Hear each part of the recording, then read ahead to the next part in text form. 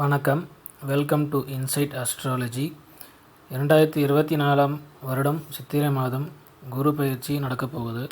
மேஷ ராசியிலிருந்து ரிஷப ராசிக்கு மே 1ஆம் தேதி குரு பயிற்சி ஆகிறார்.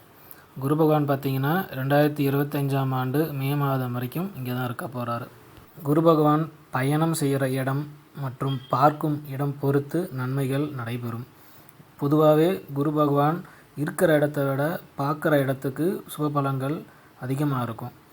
குரு பகவான் பார்த்திங்கன்னா ரிஷப ராசியிலிருந்து 5ஆம் பார்வையாக கன்னி ராசியும், 7ஆம் பார்வையாக விருச்சிக ராசியும், 9ஆம் பார்வையாக மகர ராசியும் பார்க்குறாரு. குரு பகவான் ஒரு சுபகிரகம் என்பதனால் யாருக்கும் எந்த ஒரு பாதிப்பும் ஏற்படுத்த மாட்டார்.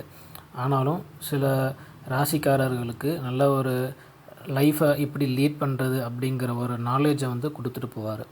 குரு பார்க்க கோடி நன்மைன்னு சொல்லுவாங்க. குரு பெயர்ச்சி வந்தாலே சில ராசிக்கு யோகம் கூடி வந்துடும். குரு பலம் வந்தாலே திருமண பாக்கியம், குழந்தை பாக்கியம், நல்ல வேலை, சம்பள உயர்வு எல்லாமே ஒரு சில ராசிகளுக்கு கிடச்சிரும்.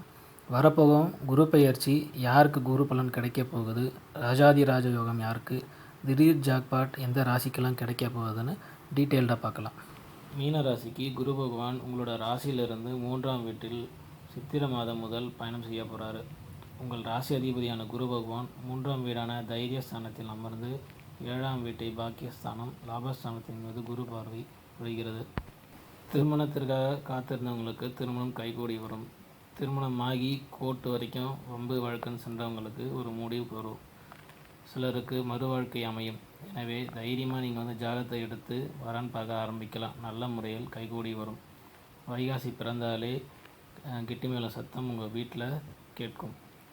உணவு விஷயத்தில் கொஞ்சம் கவனமாக இருக்கணும். உலக ஆரோக்கியத்தில் கொஞ்சம் அக்கறை காட்டுவது அவசியம்.